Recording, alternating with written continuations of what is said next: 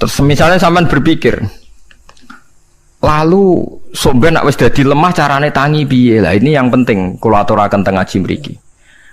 Kula sederenge ngaji nu sering akhir-akhire sering salat maca ayat liyahlika man halaka am bayyinati wa yahya man hayya napa am bayyinah.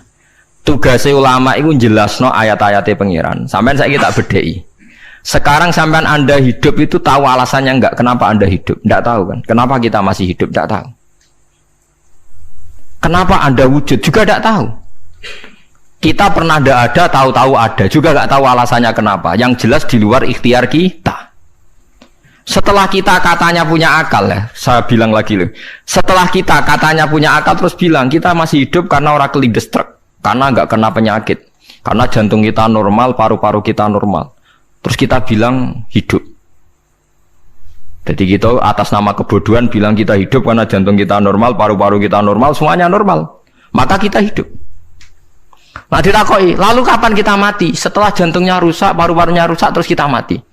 Tapi orang yang sama kalau ada bilang, berarti yang menjadikan hidup itu jantung dan paru-paru.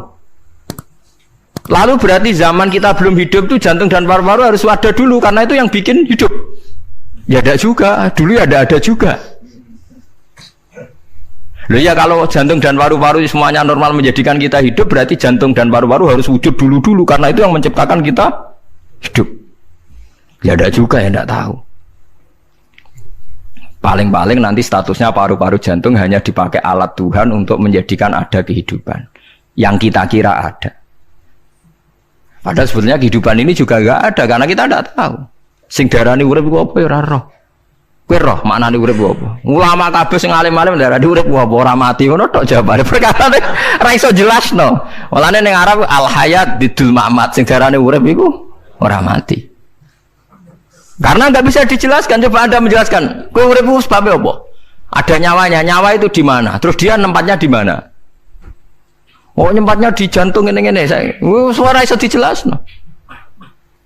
Nah, ketika hidup Anda tidak bisa Anda jelaskan, kudune sampeyan wayahe tangi sangka kubur juga tidak bisa dijelaskan. Karena wujud kita ya datang tanpa diundang dan tanpa ikhtiar kita. Nanti tangi sangka kubur ya ora nganggo ikhtiar sama kan? Sama-sama ada kesimpulan lillahi rabbil alamin. Nah, tapi manusia atas nama akal sawangane hidup ini ada alasannya. Karena kita ditangi ada bapak ibu terus kita jadi wujud. Lucu kan? Hidup ini disebut ada sebabnya. Tapi nanti mati sangka kubur terus tangi meneh dianggap enggak punya penyebab. Alasannya sudah dilemah kok. Ono meneh carane piye? Lah zaman kowe ora ngono. Dadi ono saiki. Carane piye? Makanya kalau suruh balik-balik bilang, jika tangi sangka kubur iku muhal, berarti wujudnya Nabi Adam dan wujud yang sekarang lebih muhal karena tanpa sebab. Ya tanpa apa? Sebab. Lho nggih to, aneh Nabi Adam mbek sampean saiki no, dadi roh gentayangan dhisik kok apa cucuk dadi sampean iki. Do diutang, di kasus, do demenan. Aneh budi.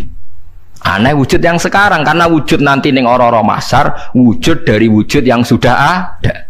Sementara wujud kita yang sekarang dari tidak ada. Lain ngomongane pangeran didik napa hal ata alal insani hidum minad dahri lam yakun syai'am mazkura. Manusia itu harus ingat bahwa dia pernah tidak ada.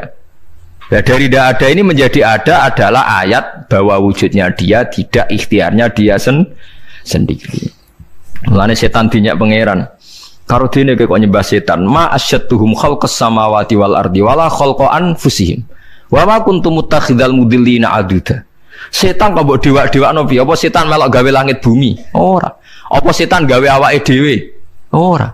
Umpama setan gawe awake dhewe mesti dekne milah berpenampilan ganteng, gerduwe ku elek kabeh, wewe ge elek kabeh. Umpama dekne gawe awake dhewe milah dadi napa? Ganteng.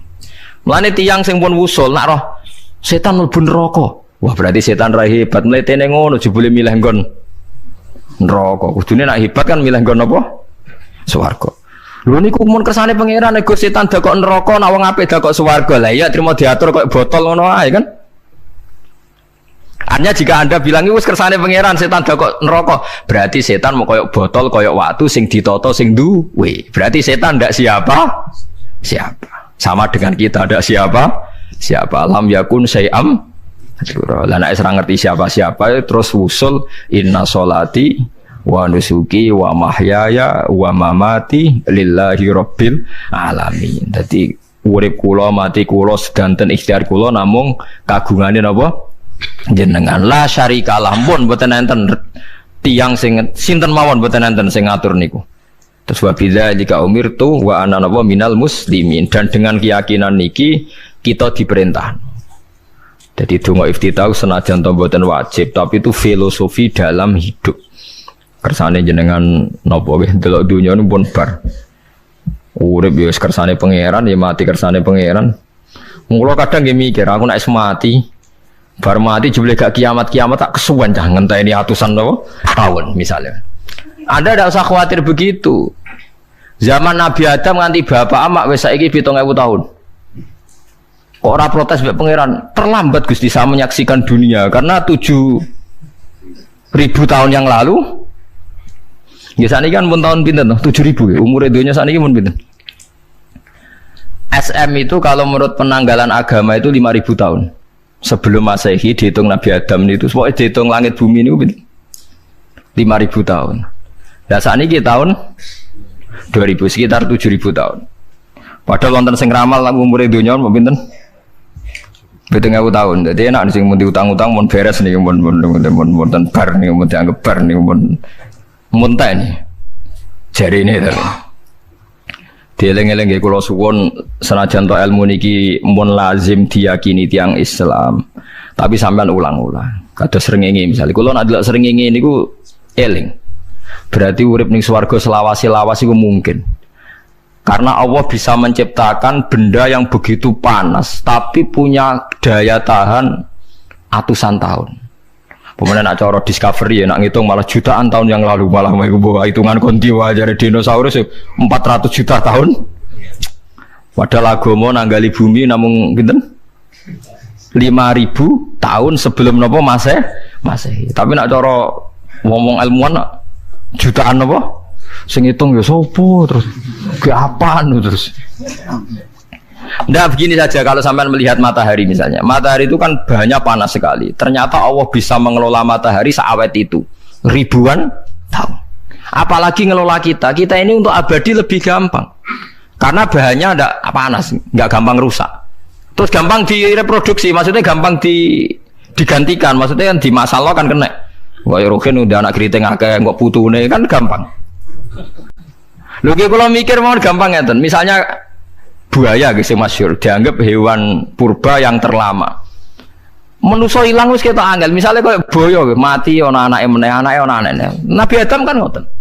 Wong sitok di ketahanan sampai saiki, gonta-ganti wong.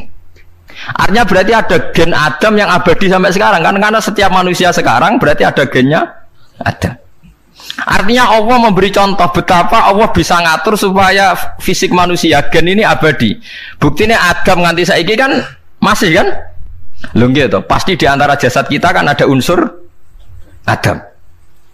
Lah ya Allah gawe sura, apa meneh kowe sampeyan ning swarga ning neraka, Allah tetap punya cara untuk bikin abadi. Piye carane? Tapi melihat Nabi Adam nganti tok sampeyan kan ana bukti Allah duwe cara ngabadekno unsur Adam. Karena tidak mungkin kan dalam diri kita sekarang nggak ada unsur sinten? Adam. Sama ndak oleh bantah. Tapi Adam iki ambak kan pun kapundhut. Tetapi Adam yang sekarang sampai sampean saiki. Tapi ora roh sampean sing turunane Qabil apa sing ora roh iso wae cek ngono ae. Wong jarene cerita. Qabil iku lahire ning swarga. Dirabekno mbek Labuda sing lahire ning bumi. Labuda ku elek gembrot. Habil lahire ning bumi, rapati ganteng, dirabekno Iklima sing wayu. Lahiran swarga. Akhire Qabil gak trimo, wong aku cah ganteng kok dientukno cah elek. Mulane saiki nek ana cah ganteng dientukno cah elek ra trimo ya koyo Qabil. Lah tapi enggak pikirane Nabi Adam ya ora roh ben silang ben sedengan. Mergo nek elek entuk elek kan malah musibah kan. Saiki anake ra melok dosa tapi eleke double. Misale keriting entuk keriting, elek entuk elek, fakir entuk fakir kan. Ya memperparah to nggih. Cara kula jan haram. Elek entuk elek rabi cara kula haram. Saiki anake kan ora apa-apa ujug-ujug. Elek banget ora terima elek napa? Elek napa? Banget. Jadi cerita kan ngoten, walhasil akhirnya tukaran, mergo Qabil gak terima. Pas tukaran dipisah Nabi Adam. Angger sing takorupe sukses berarti ikhtiare bener. Ya mau Habil nyembelih wedhus, sing Qabil seneng buah-buahan. Mulane seneng buah-buahan iku rada masalah, dianggap simbole wong-wong sing seneng mapan. Mulane kene Umar ora usah di buah-buahan akeh-akeh, cukup gedang siton, sesuk katesne siton, ora usah semua buah-buahan wonten. Kok iku risik kurbane sinten? Qabil. Tapi sing melarat teman-teman yo keliru, dhisik Habil saleh iku omahe jek penuh daging, paham ya? Perkarane kurbane jek wedhus. Ora pitik, mergo bedigasan pitik no. Jadi ada sebuah toreko sing ngaramno anak buahe mangan pitik. Perkarane wong ku kelakuane kaya sing dipangan. Ya repot tak ngono repot. Ya repot lah ngono terus repot. Berarti nek sering mangan welut tak bulet. Ngono berlebihan, toreko ngono napa? Berlebihan biasa mawon. Kula nggih mboten fanatik biasa. Tapi kalian kula ora seneng mangan. Jadi kan unsur hewani saya kan ndak banyak. Kula ora pati seneng napa mangan. Walhasil akhirnya Qabil korbannya enggak diterima. Habil diterima. Terus semenjak itu juga akhirnya walhasil Qabil mateni Habil. Jadi makanya konflik wedoan konflik tertua. Mental membunuh ya mental tertua. Pertama peradaban manusia itu dibangun rebutan wong wedok dan saling membunuh. Nah, orang tukaran kira usah gawa, itu tradisi terlama, nggih, tradisi terlama manusia. Mesir kok bentrok padha Islame, Irak, Syria kok bentrok itu tradisi terlama. Demi wedoan di ruang itu tukaran, tradisi terlama biasa. Jadi biasa mawon urip napa? Biasa. Sekabeh kejadian yang dari gini wa inna sholati wa nusuki wa mahyaya wa mamati lillahi rabbil alamin.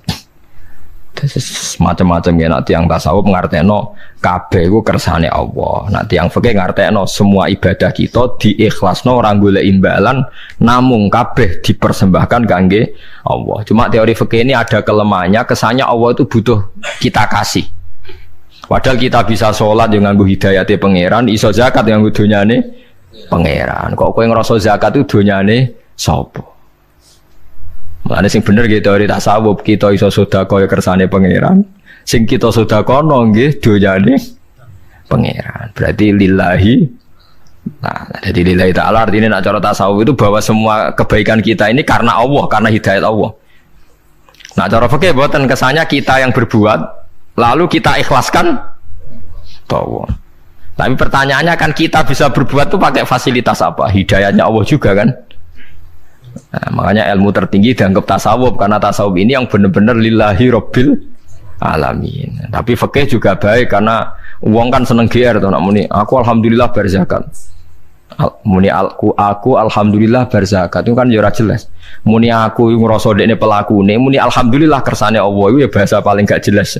Tapi apa yang muni ngono? Aku alhamdulillah bersolat.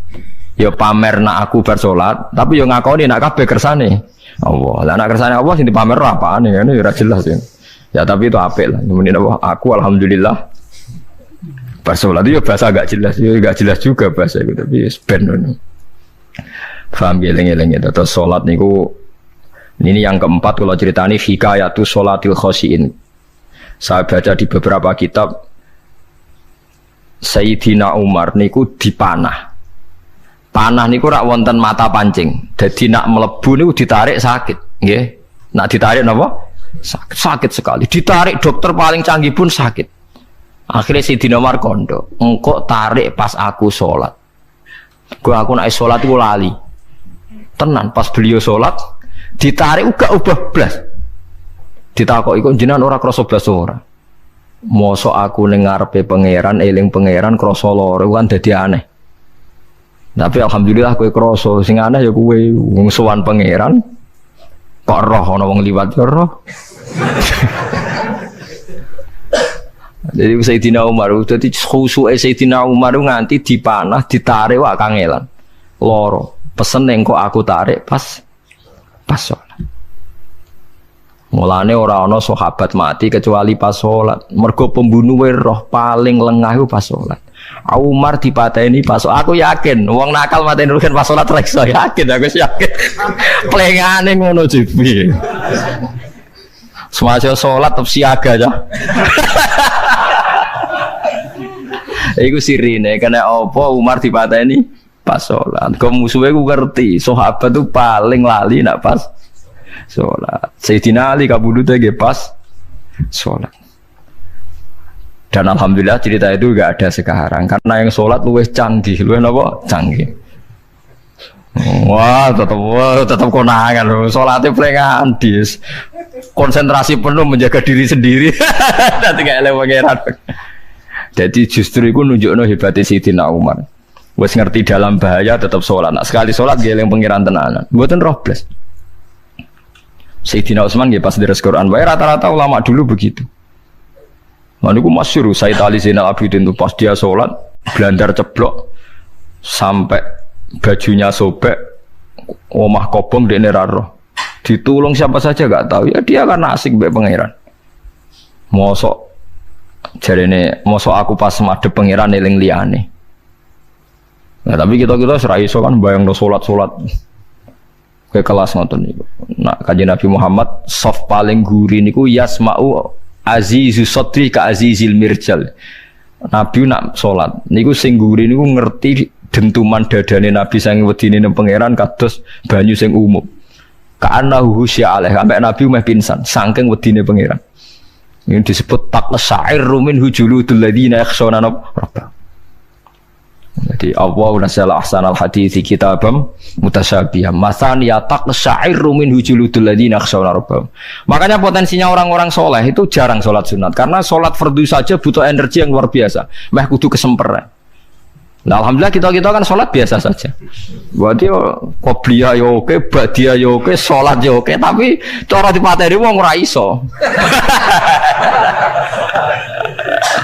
Ya, tetep roh, tetep apa? Roh. Ngono ngrasane krungu. Parah. Salatnya awake parah. Nah, salat riyen para sahabat itu luar biasa. Sampai wong kafir nak apa nyerang sampai ono sholat khauf itu sampai orang kafir sepakat kok nak nyerang Muhammad niku pas nopo sholat sampai akhirnya Allah gawe rukhsah wonten sholat khauf sholat di mana separuh shaf jaga musuh mergo Nabi nak sholat tu lali sahabat nak sholat di lali akhirnya gini ku dalam sistem keamanan jadi kelemahan sahabat gini ku akhirnya Umar sholat di depan umum lu di depan umum kok iso lali kabeh mestinya nak Umar lali kan makmum ruhin Mustafa eling mboten iki sing saf awal dua niku lali kabeh lho nggih imam kok ngarep niku Abu Lulu Al-Majusi ku iso liwat yo nganti to Umar yo selamat ngunjen sholat kabeh nak saiki ora iso aku yakin ora iso wah kena sambure siji to sih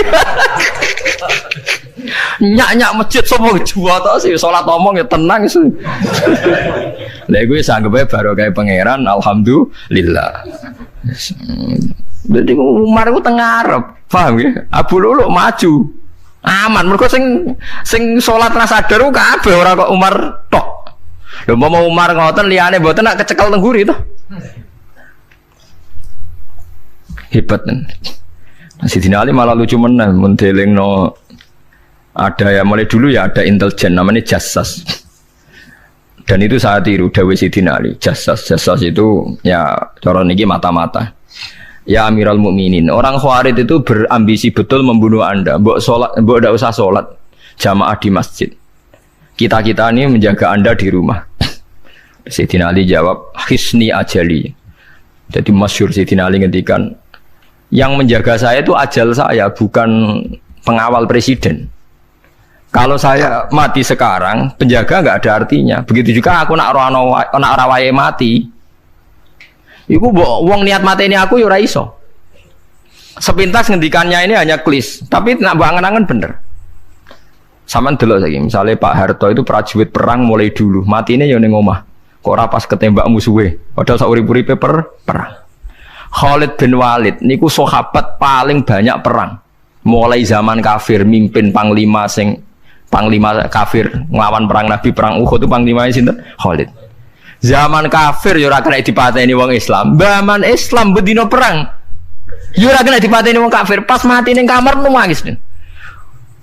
Nangis takoki putune, lho jenengan niku ashabun Nabi pe mati kok nangis. Jong aku ora kok nangis perkara pe mati. Wong aku perang semangat ben mati syahid kok malah mati ning kamar jadi. Nangis dene aku iri mek kanca-kancaku sing mati ning medan perang. Wah aku perang semangat ben mati. Malah kok mati ning kamar. Lho iku ajal. Maksudnya iki cerita iku ajal. Hisni ajali. Sing dadi pengawalku yo ajalku.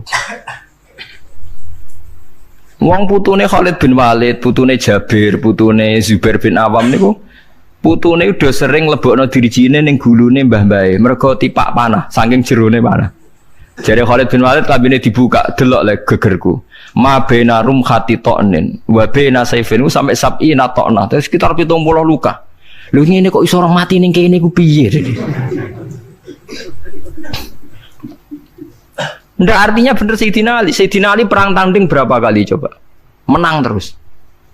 Dia mulai ikut Nabi perang terus. Siapa yang nggak tahu perang tandingnya Ali ning ambek Marhab teng Khaibar teng Badar? Nggak tahu mati. Mulane Sayyidina Ali diweden-wedeni mati, jenengan nanti dibunuh jare sing mateni aku iku ora wong-wong ajalku. Dadi aku ora usah kawal. Tenan akhirnya subuh itu dipateni sinten Abdurrahman bin Muljim tiang Khawarij. Nah, tapi Sayyidina Ali keyakinannya itu aja. Sayyidina Ali itu lucu tenan. Ketika pas dibacok pertama kena pupune napa ngisor. Intine cerita. Aku ra mati. Akhbaroni Khalili annimitu yudrobu ala jumjumati hada. Aku dikandani Kanjeng Nabi matiku dibacok dasku kok ora kena ikuku. Jadi Sayyidina Ali ku lucu pas dalam keadaan ngono cek guyon.